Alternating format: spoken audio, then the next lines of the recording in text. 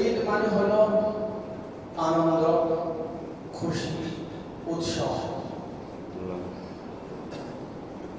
ধর্ম বর্ণ নির্বিশেষে সকলেরই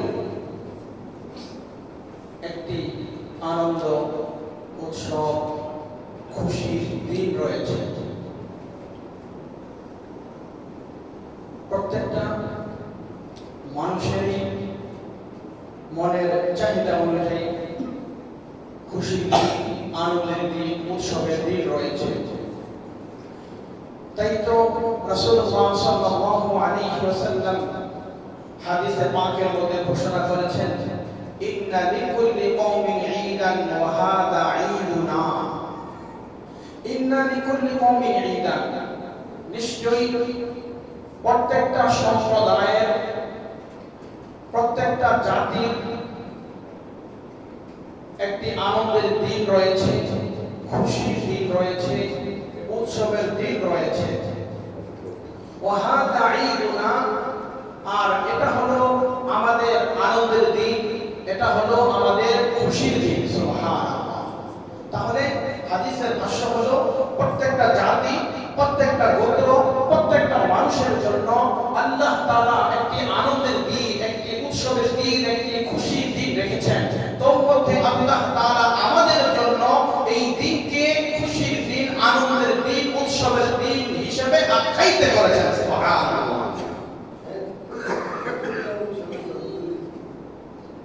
আমাদের ঈদের আনন্দ, খুশি আর অন্য ধর্মের মানুষের ঈদের আনন্দের খুশি এক নয়।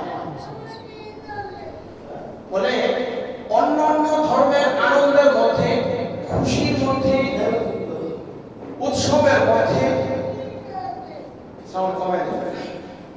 অন্যান্য ধর্মের মানুষের আনন্দ, উল্লাস, উৎসবের মধ্যে কিছু নাচ থাকে, কিছু গান থাকে, কাব্য, কবিতা, ঢোল, তবলা, আতশবাজি, পটকাবাজি বলে বিভিন্ন বিনোদন থাকে। কিন্তু আমাদের এই খুশি, এই দিন, এই আনন্দের দিনের মধ্যে কোনো নাচ নেই, কোনো গান নেই, কোনো ঢোল তবলার বাজানা নেই, আতশবাজি নেই, পটকাবাজি নেই, কোনো কিছু নেই। আছে শুধু তাকবীরের ধ্বনি। আল্লাহু আকবার, আল্লাহু আকবার, লা ইলাহা ইল্লাল্লাহ, আল্লাহু আকবার, আল্লাহু আকবার, ওয়ালিল্লাহিল হামদ। অন্য ধর্মের আনন্দ উৎসবের মধ্যে বিভিন্ন পদ্ধতিতে তারা আনন্দ উৎসব উল্লাস করে থাকে, কিন্তু আমাদের আনন্দ উল্লাস পুরোটাই ভিন্ন। বলে আমাদের এই তাকবীরে তাশরীকের এই ধ্বনিতে আকাশ বাতাস মুখরিত হয়। সুবহানাল্লাহ। আল্লাহু আকবার, আল্লাহু আকবার, আল্লাহ সবচেয়ে বড়, আল্লাহ সবচেয়ে বড়, লা ইলাহা ইল্লাল্লাহ, আল্লাহ ছাড়া কোনো মাবুদ নাই, তিনি এক, তার কোনো শরীক নাই। আল্লাহু আকবার, আল্লাহু আকবার, আল্লাহই সবচেয়ে বড়, আল্লাহই সবচেয়ে বড়, ওয়ালিল্লাহিল হামদ, এবং সকল প্রশংসা রব্বে কারীমের জন্য। সুবহানাল্লাহ। তাহলে আমাদের আনন্দ, আমাদের উল্লাস, আমাদের উৎসব আর অন্য জাতির, অন্য সম্প্রদায়ের আনন্দ উল্লাস এক নয়। এবার আসেন, আমরা যে ঈদুল ফিতর, ঈদুল আযহা পালন করি, উদযাপন করি, বলে এটা সূচনা কিভাবে হয়েছিল, এর পরিবর্তন কিভাবে হয়েছিল। রাসূল করিম সাল্লাল্লাহু আলাইহি ওয়াসাল্লাম যখন মদিনাতুল মুনাওয়ারায় গিয়েছিলেন, মদিনায় যাওয়ার পরে দেখলেন, হিজরত করে মদিনায় যাওয়ার পরে দেখলেন সেখানে মদিনার লোকেরা তারা বছরে দুইটি দিনকে কেন্দ্র করে আনন্দ উল্লাস করে আনন্দে মেতে উঠেছে। রাসূলুল্লাহ সাল্লাল্লাহু আলাইহি ওয়াসাল্লাম তাদেরকে প্রশ্ন করলেন, মা হাদানিল ইয়াওমানে, মা হাদানিল ইয়াওমানে, তোমরা এই দুইটি দিন কিসের জন্য পালন করতেছো? এই দুইটি দিন তোমাদের জন্য কিসের জন্য রয়েছে? তখন তারা উত্তর দিল, কুন্না নালআবু ফিল জাহিলিয়া, আইয়ামে জাহিলিয়াতের যুগে এই দুইটি দিনকে কেন্দ্র করে আমরা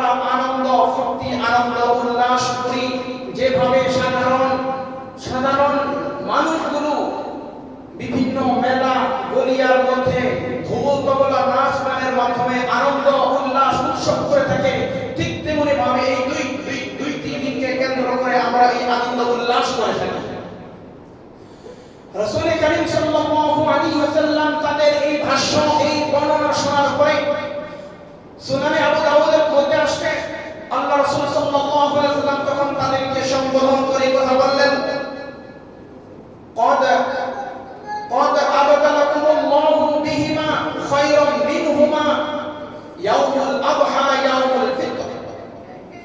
রাসূল কারীম সাল্লাল্লাহু আলাইহি ওয়াসাল্লাম বললেন, আল্লাহ তাআলা তোমাদের জন্য এই দুইটি দিনের পরিবর্তে এর চাইতে আরো উত্তম দুইটি দিন আল্লাহ তাআলা তোমাদেরকে প্রদান করেছেন। সুবহানাল্লাহ। তোমরা যেই দুইটি দিনকে কেন্দ্র করে, ও মদিনার লোকেরা, এই দুইটি দিনকে কেন্দ্র করে যেভাবে তোমরা আইয়ামে জাহিলিয়াতের লোকদের মতো, সম্প্রদায়ের মতো আনন্দ উল্লাস করো, বলে তোমাদের এই আনন্দ উল্লাসের পরিবর্তে আল্লাহ এমন দুইটি দিন, এমন দুইটি উৎসব তোমাদের জন্য রেখেছেন, বলো যেগুলো তোমাদের জন্য বড় কল্যাণকর। একটি হলো ইয়াউমুল আযহা, দ্বিতীয়টি হলো ইয়াউমুল ফিতর, একটি হলো কুরবানির ঈদ, আরেকটি হলো ঈদুল ফিতর। সুবহানাল্লাহ। তাহলে চিন্তা করে আমরা কত ভাগ্যবান, যদি আইয়ামে জাহিলিয়াতের যুগের মতো যদি এইভাবে আমরা ঈদের উৎসব আনন্দ পালন করতাম, তাহলে কিন্তু আমাদের জন্য বড়ই দুঃখজনক ছিল, কষ্টকর ছিল। কিন্তু আল্লাহ রাসূল সাল্লাল্লাহু আলাইহি ওয়াসাল্লাম আমাদেরকে বলেছেন, শোনো, তোমাদের জন্য এই ঈদুল ফিতর এবং ঈদুল আযহা প্রত্যেকটা মুসলমানের জন্য বছরে দুইটি আনন্দের দিন, দুইটি উল্লাসের দিন রয়েছে। আর সেই দিনের একটি দিন হলো আজকে, সেই দিন হলো ঈদুল ফিতর। সুবহানাল্লাহ। এই ঈদ, এই খুশি, এই উৎসব, এই আনন্দ কাদের জন্য? আজকের আনন্দ কাদের জন্য? আজকের আনন্দ ওই সকল বান্দা বান্দীদের জন্য, ওই সকল মুমিন নারী পুরুষদের জন্য যারা সুদীর্ঘ একটি মাস সিয়াম সাধনা করেছে। সুবহানাল্লাহ। যারা এই মাস, পুরো মাসটি যারা রোজা রেখেছে, এই মাসে যারা তারাবি আদায় করেছে, কোরআনে কারীমের তেলাওয়াত করেছে, তাসবিহ, তাহলিল, জিকির, আজকার, দোয়া বলে সব কিছুতে মশগুল যারা ছিল, রব বলতেছে তোমাদের জন্য আজকে ক্ষমার ঘোষণা। সুবহানাল্লাহ। আজকে ঈদের দিন ওই ব্যক্তিদের জন্য আজকে ক্ষমার ঘোষণা, তাদের জন্যই যারা আমার এই মাসের এই ফরজ হুকুমকে, ফরজ বিধানকে যারা পালন করেছে, যারা আদায় করেছে, তাদের জন্য আজকে ক্ষমার ঘোষণা। সুবহানাল্লাহ। যারা পালন করেনি, যারা সিয়াম সাধনা করেনি, যারা তারাবি নামাজ পড়েনি, যারা নিজের গুনাহের জন্য লজ্জিত, অনুতপ্ত যারা হয়নি, মানে তাদের জন্য আজকের এই ঘোষণা নয়, তাদের জন্য আজকের এই ঘোষণা নয়। রাসূল কারীম সাল্লাল্লাহু আলাইহি ওয়াসাল্লামের কাছে জিবরাইল আমিন আসলেন। জিবরাইল আমিন এসে বলেন, ইয়া রাসূলুল্লাহ, ইয়া হাবিবাল্লাহ, আপনি ওই ব্যক্তির জন্য বদদুআ করুন যে মাহে রমাদান পেয়েছে, সে তার গুনাহগুলোকে মাফ করতে পারেনি, গুনাহগুলোকে মাফ করাই দিতে পারেনি। আপনি তাদের জন্য আজকে বদদুআ করুন। জিবরাইল আমিন বলছে, ধ্বংস হোক ওই সকল ব্যক্তিরা যারা মাহে রমাদান পেয়েছে, তাদের গুনাহগুলোকে মাফ করতে পারেনি। আল্লাহ রাসূল সাল্লাল্লাহু আলাইহি ওয়াসাল্লাম বলছেন, আমিন। জিবরাইল আমিনের দোয়া, রাসূলের আমিন বলে দুটোই বড় মকবুলিয়াত, বড় কবুলিয়াত হয়েছে। বলে আজকে তাদের জন্য কোনো ক্ষমার ঘোষণা নয়, তাদের জন্য আজকে আনন্দ উৎসবের দিন নয়। যারা পর্দার আড়ালে, যারা নিজের পেট ভর্তি করে, উদর ভর্তি করে যারা খাবার খেয়েছে, তাদের জন্য আজকে এই আনন্দ উৎসবের উল্লাসের দিন নয়। আজকের দিন, আজকের ঈদের জামাত, ঈদগাহের নামাজ আজকে এমন ব্যক্তিদের জন্য যেমন নাকি কোনো ব্যক্তি কোন প্রতিযোগিতায় অংশগ্রহণ করলো, কোন ব্যক্তি প্রতিযোগিতায় অংশগ্রহণ করার সাথে সাথেই বিচারক মণ্ডলী যারা রয়েছেন তারা কিন্তু সাথে সাথেই তাদের কোনো পুরস্কার প্রদান করে না। কোন ব্যক্তি প্রতিযোগিতায়, কোন পরীক্ষায় যদি অংশগ্রহণ করে, সাথে সাথে কিন্তু আল্লাহ, সাথে সাথে কিন্তু ব্যক্তিরা তাদেরকে তার প্রতিদান প্রতিফল এবং এই ঘোষণা ফার্স্ট সেকেন্ড থার্ড প্রথম দ্বিতীয় তৃতীয় কে স্থান অধিকার করেছে এই কথাটা ওই সময় বলে না। কখন বলে? বলে ভিন্ন আরেকটা মজমা তৈরি করে, ভিন্ন আরেকটি অনুষ্ঠান তৈরি করে, সেই অনুষ্ঠানের মধ্যে বিভিন্ন জ্ঞানী গুণীদেরকে তারা আহ্বান করে, তারা তাদেরকে ডেকে এরপরে সেখানে তাদেরকে মহা সাফল্যের পুরস্কার সেখানে তাদেরকে বিতরণ করে। সুবহানাল্লাহ। আল্লাহ রাব্বুল আলামিন বলতেছেন, ও আমার মুমিন বান্দা বান্দিরা, নারী পুরুষেরা, তোমরা যারা, ও মুমিন বান্দারা, তোমরা যারা সুদীর্ঘ কয়েকটি মাস সিয়াম সাধনা করেছো, রোজা পালন করেছো, তারাবি আদায় করেছো, আমার ফরজ হুকুম ফরজ বিধানকে তোমরা পালন করেছো, বলে তোমাদেরকে পুরস্কৃত করার জন্য, তোমাদেরকে সফলতার দ্বার প্রান্তে পৌঁছানোর জন্য আজকে এই ঈদগাহের মাঠে তোমাদের জন্য একটি বিশাল জনসভা, ঈদগাহের নামাজ আমি তোমাদের জন্য আল্লাহ তৈরি করে দিয়েছি। সুবহানাল্লাহ। তাহলে বলে যখন ঈদগাহে আসবে, ঈদগাহে আসার পরে এখানে অনেক আল্লাহর প্রিয় মাহবুব মুমিন বান্দারা আসবে, আসার পরে এই মুমিন বান্দাদের সামনে আমি তোমাদেরকে এই রোজার প্রতিদান আমি আল্লাহ তোমাদেরকে প্রদান করে দেব। সুবহানাল্লাহ। যখন তোমরা বাড়িতে এমন পূত পবিত্র হয়ে ফিরে যাবে, নবজাতক মাসুম বাচ্চা যেভাবে ভূমিষ্ঠ হওয়ার পরে তার কোনো গুনাহ থাকে না, বলে তোমাকে এমন নিষ্পাপ করে ঈদের মাঠ থেকে, ঈদের জামাত থেকে তোমাকে ঘোষণা করা হবে। সুবহানাল্লাহ। কিতাবের মধ্যে আসছে, যখন আমরা মসজিদে প্রবেশ করেছি, বিসমিল্লাহি ওয়া সালাতু ওয়া সালামু আলা রাসূলিল্লাহ, আল্লাহুম্মা ইফতাহ লি আবওয়াব রাহমাতিক, নওয়াইতু সুন্নাতাল ইতিকাফ, এই পাঁচটি সুন্নাত আদায় করে যখনই আমরা মসজিদে প্রবেশ করেছি, প্রবেশ করার সাথে সাথে আমাদের কাঁধে যেই গুনাহগুলো রয়েছে, ফেরেশতা মসজিদের দরজায়, মসজিদের গেটে, সেখানে আমাদের গুনাহগুলো ফেরেশতা নিয়ে দাঁড়িয়ে আছে। সুবহানাল্লাহ। বান্দা ঈদের জামাতের দীর্ঘক্ষণ সময় কাটিয়ে দিচ্ছে, মসজিদ থেকে দোয়া মুনাজাত, চোখের পানি অধস্রে ঝরতেছে, আর ফেরেশতা দাঁড়িয়ে দাঁড়িয়ে বলতেছে, রব আপনার বান্দার এত পরিমাণে গুনাহ হয়েছে যেগুলো আমাদের কাছে আমরা বহন করতে সক্ষম নয়, আমাদের জন্য বড় কষ্ট হয়ে যাচ্ছে, আমাদের জন্য বড় সহজ করুন। আল্লাহ বলে, যাও তোমাদের কাছে এই বান্দাদের যে গুনাহগুলো রয়েছে এগুলোকে সমুদ্রে নিক্ষেপ করে তোমরা সেগুলোকে উড়িয়ে দাও, আমার বান্দাকে আজ এই ঈদের ঈদগাহের ময়দান থেকে, ঈদের জামাত থেকে আমার বান্দাকে আমি ক্ষমার ঘোষণা করে দিলাম। সুবহানাল্লাহ। হাদিস শরীফের মধ্যে স্পষ্ট রয়েছে, আল্লাহ রাব্বুল আলামিন ফেরেশতাদেরকে ডেকে বলতেছেন, ও আমার ফেরেশতারা, তোমাদেরকে আমি একটি প্রশ্ন করতে চাই, তোমাদেরকে আমি জিজ্ঞাসা করি, কোন শ্রমিক যদি তার পরিপূর্ণ শ্রম দিয়ে সে যদি সেই কাজ সম্পূর্ণ করে, সেই কাজ সমাধান করে, তাহলে তার প্রতিদান কি হবে?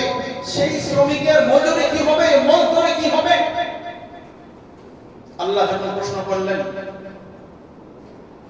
তখন আসমানের ফেরেশতারা বলতেছে, আল্লাহ যদি কোন শ্রমিক তার কাজ পরিপূর্ণভাবে সে যদি আদায় করে, তাহলে উচিত তার সেই শ্রমের পরিপূর্ণ বিনিময় তাদেরকে প্রদান করে দেওয়া।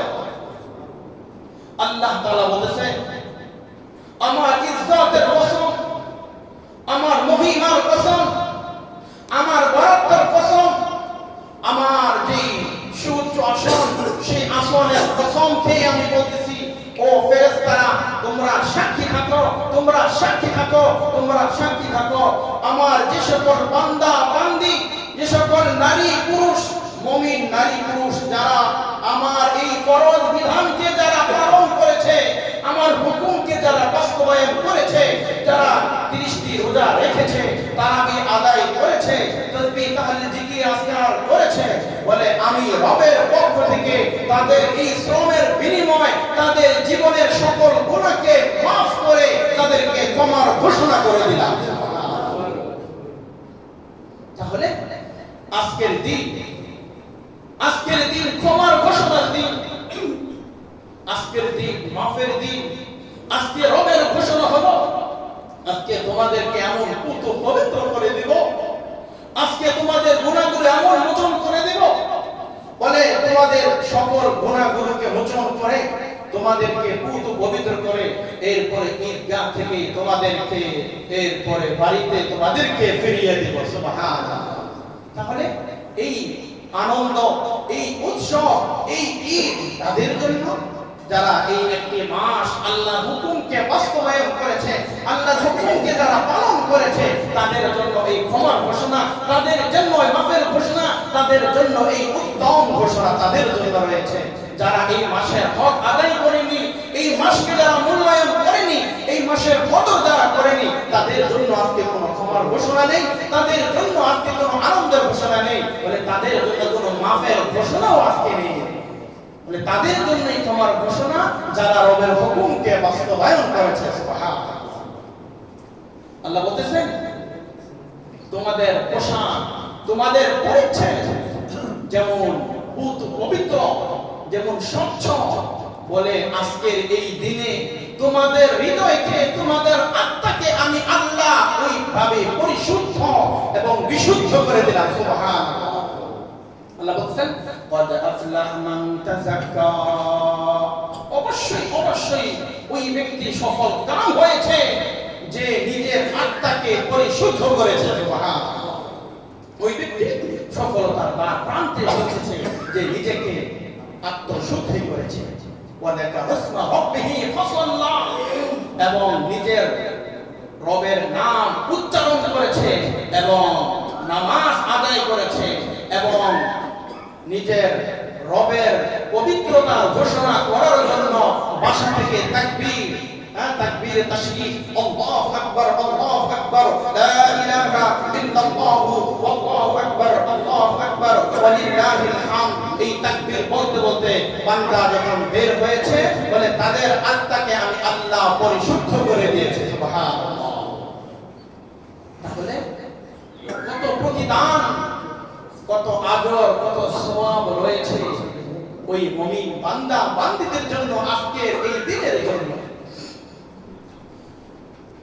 আল্লাহ রাব্বুল আলামিন তার হাবিবের মাধ্যমে আমাদেরকে জানিয়ে দিয়েছেন। আল্লাহ রাসূল সাল্লাল্লাহু আলাইহি ওয়াসাল্লাম বলেন আস-সাওমু লি আনা ওয়া আজজি বি, আল্লাহ বলেছেন বান্দা রোজা এটা আমার জন্য রেখেছো, এর প্রতিদান আমি আল্লাহ নিজ হাতে তোমাদেরকে প্রদান করব। সুবহানাল্লাহ।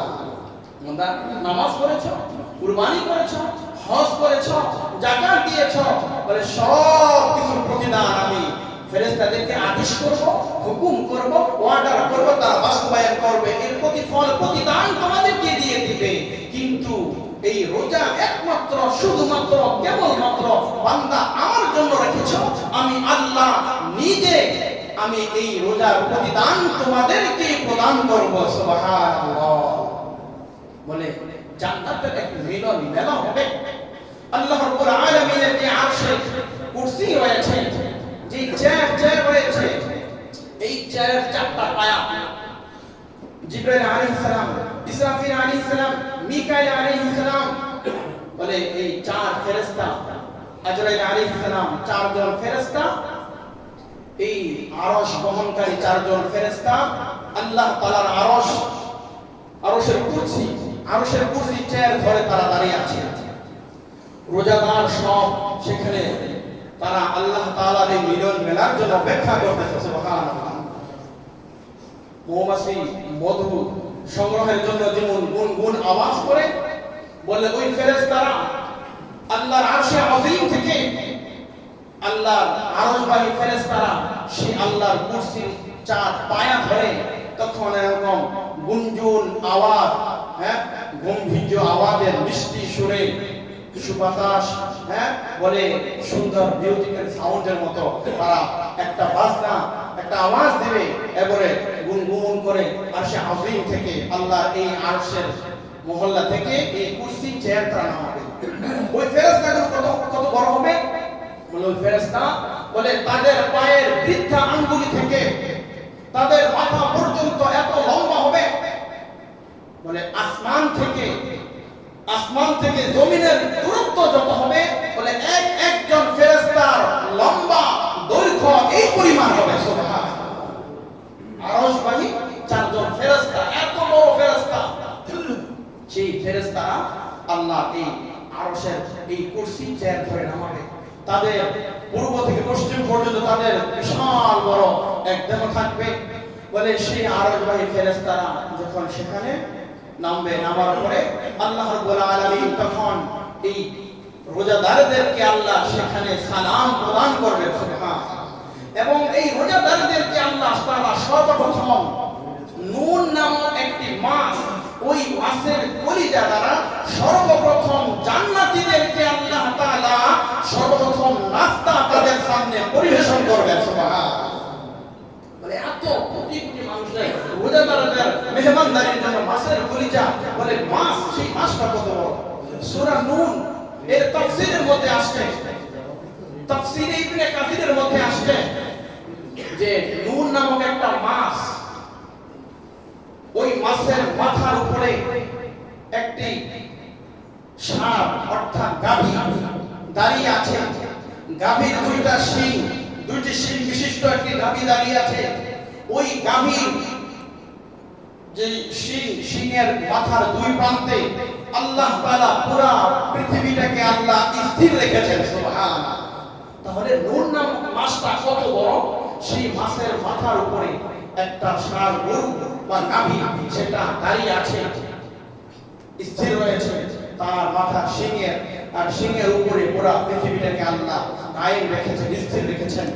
হ্যাঁ, ওই গাভী সে যখন আল্লাহর হুকুমে সে যখন নাড়া দেয়, সে যখন নড়াচড়া করে, তখন এই পৃথিবীতে একটি বিপর্যয় ঘটে, পৃথিবীতে ভূমিকম্প শুরু হয়, পৃথিবীর মধ্যে কম্পন শুরু হয়ে যায়।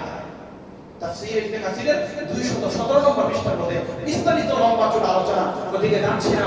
তো বলতেছিলাম যে এই নূন নামক এত বড় এক মাছ, ওই মাছের কলিজা দ্বারা আল্লাহ তাআলা সর্বপ্রথম জান্নাতবাসীদেরকে আল্লাহ নাস্তা প্রদান করবেন। সুবহানাল্লাহ। তাহলে এই রোজার কত প্রতিদান, রোজার কত আজর, কত সওয়াব রয়েছে, এইগুলো সব ওই সকল বান্দা বান্দীদের জন্য, ওই সকল নারী পুরুষদের জন্য যারা আল্লাহর হুকুমকে বাস্তবায়ন করেছে, আল্লাহর হুকুমকে পালন করেছে। পুরা পৃথিবী একদিকে ছিল, আল্লাহর হুকুম তার কাছে একদিকে ছিল, একটি রোজাও ভাঙে নাই, একটা তারাবিও মিস করে নাই। বলে কোরআনে কারীমের তেলাওয়াত ইহতিমাম করেছে, তাসবিহ তাহলিল জিকির আজকার তওবা ইস্তিগফার করেছে। বলে এই সকল বান্দাদের জন্যই হলো আজকে ক্ষমার ঘোষণা। সুবহানাল্লাহ। আল্লাহ তাআলা আমাদের সকলকে আজকের এই ঈদগাহ থেকে, এই ঈদের জামাত থেকে আল্লাহ তাআলা আমাদের সকলকে যেন পবিত্র করে, গুনাহ মুক্ত করে, বলে রবের যে ক্ষমার ঘোষণা, এই ক্ষমার ঘোষণা আমাদেরকে দিয়ে আমাদেরকে যেন নিষ্পাপ বানিয়ে আমাদের বাড়িতে যেন আল্লাহ আমাদেরকে ফিরিয়ে দেন। সকলে বলুন আমিন। মুহতারাম হাজিরিন,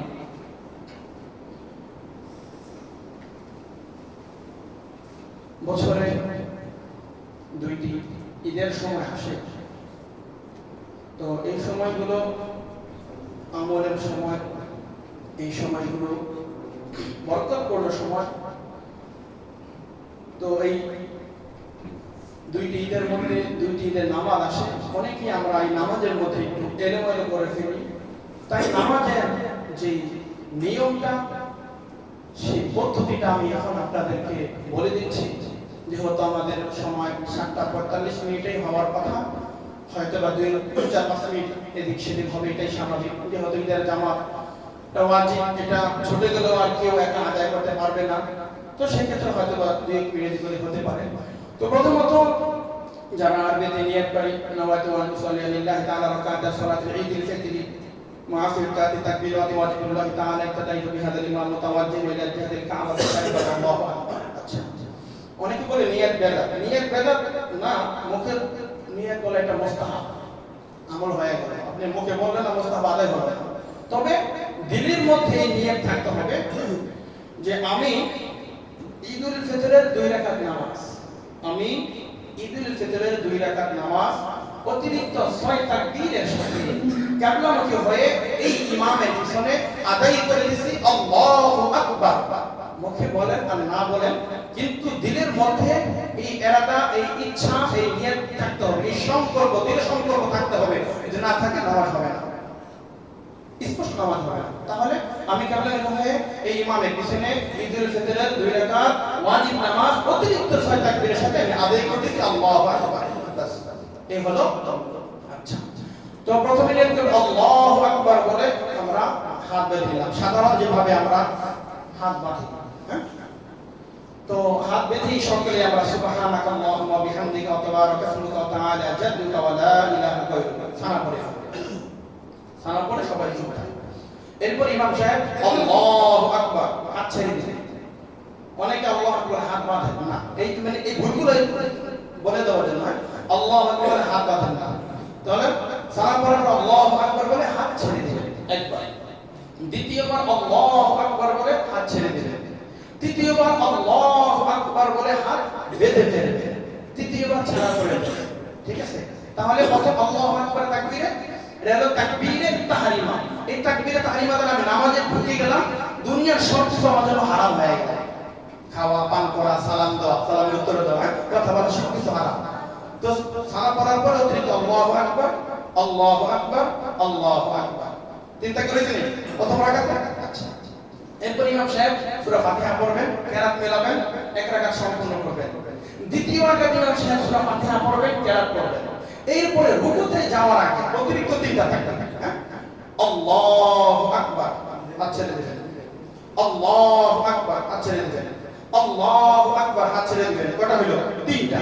চতুর্থ তাকবীরের সময় আল্লাহু আকবার বলবেন, কিন্তু হাত উঠবে না। ওটা হলো দ্বিতীয় রাকাতের নামাজের তাকবীর। হ্যাঁ, তো চতুর্থ তাকবীর আল্লাহু আকবার হাত উঠানোর দরকার নেই। চতুর্থ তাকবীর আল্লাহু আকবার বলে কোথায় চলে যাবেন? রুকুতে।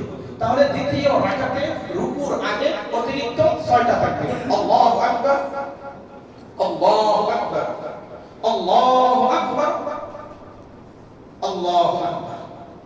বাস, এরপরে ইমাম সাহেব যথারীতি নামাজ শেষ করবেন। নামাজের পরে আমাদের একটা উসুল হলো ভাই, যে আসলে খুতবা না শুনেই চলে যাবে। যদি খুতবা পড়তেছে পড়ুক, হুজুরের কাজ হুজুর করুক, আমার কাজ আমি করি। হ্যাঁ, এমন যেন না হয়। খুতবার সময় তাসবিহ তাহলিল পড়া এটাই মানা। একজন কথা বলতেছে যে ভাই চুপ থাকেন, এটাও করা যাবে। হ্যাঁ, তো এইজন্য মেহেরবানি করে খুতবাটা শোনা ওয়াজিব। আল্লাহর রাস্তে বছরে একটা দিন ওয়াজিব। অনেক কষ্ট করে সকালবেলা গোসল করছেন, হ্যাঁ, সুন্দর জামা পরে আসছেন ঈদগাহে মাহফিলের জন্য, সব কিছুর জন্য। এইজন্য মেহেরবানি করে সকলেই খুতবা শ্রবণ করে শুনে এরপরে ইনশাআল্লাহ হ্যাঁ দোয়া হবে। দোয়ার পরে এরপরে আমরা কি করব? একে অপরের সাথে মুসাফা করা। মুসাফার জন্য রাসূলুল্লাহ সাল্লাল্লাহু আলাইহি ওয়াসাল্লাম যখন কোনো বান্দা দোয়া করে, মুসাফা করে একটা দোয়া বলি না, অনেকে তো দোয়াই পারে, ইয়াগফিরুল্লাহু লানা ওয়া লাকুম, ইয়াগফিরুল্লাহু লানা ওয়া লাকুম। আয় আল্লাহ, আপনি আমাকে এবং আমার যে ভাইয়ের সাথে মুসাফা করলাম, আমাদের উভয়ের গুনাহকে আপনি ক্ষমা করে দিন। সুবহানাল্লাহ। রাসূলুল্লাহ সাল্লাল্লাহু আলাইহি ওয়াসাল্লাম বলেন যে দুই ব্যক্তির হাত পৃথক হওয়ার আগে আগে আল্লাহ তাদের গুনাহগুলোকে মাফ করে দেন। সুবহানাল্লাহ। হ্যাঁ, বলে আল্লাহ দুই ব্যক্তির হাত পৃথক না হওয়ার আগে তাদের গুনাহগুলোকে আল্লাহ ক্ষমা করে দেন। এরপরে কি করি? মুআনাকা করি। মুআনাকা শুধু খালি পেটে পেটে লাগে না, যার যার ডান কাঁধে সুন্নাত একবার, হ্যাঁ, 3 বার মুস্তাহাব দরকার নেই, একবার সুন্নাত। হ্যাঁ, প্রথমে সালাম দিয়ে তারপর কি করবেন? মুআনাকা, যার যার ডান কাঁধের ঘাড়ে পেটে পেটে লাগানো থাকে, দেখুন এই যে ঘাড়ে। হ্যাঁ, আল্লাহুম্মা জিদ মুহাব্বতি লিল্লাহি ওয়া রাসূলিহি। আয় আল্লাহ, জিদ বৃদ্ধি করে দেন। আল্লাহ জিদ মুহাব্বতি, মুহাব্বতকে জিদ মুহাব্বতি লিল্লাহি ওয়া রাসূলিহি। আয় আল্লাহ, আল্লাহ এবং আল্লাহ রাসূলের মুহাব্বত আমাদের দুইজনের মধ্যে আপনি প্রবেশ করে দেন। সুবহানাল্লাহ। তাহলে ইয়াগফিরুল্লাহু লানা ওয়া লাকুম, আল্লাহ আমাদের ক্ষমা করে দেন। আমাদের হাত পৃথক হওয়ার আগে, আলাদা হওয়ার আগে আল্লাহ আমাদেরকে ক্ষমা ঘোষণা করে দেন। সুবহানাল্লাহ। আর দ্বিতীয়, আল্লাহ আপনার এবং আল্লাহ রাসূলের মুহাব্বত আমাদের মধ্যে ঢুকায়া দেন। সুবহানাল্লাহ। আল্লাহ রাব্বুল আলামিন আমাদের সকলকে আজকের এই যাবতীয় যত আমলের কথাগুলো বললাম, সমস্ত আমলগুলো আল্লাহ যেন কবুল করে এবং এই আমলগুলো আমরা করতে পারি, সেই তৌফিক আল্লাহ দান করুন। সকলে বলুন আমিন। মুহতারাম হাজিরিন।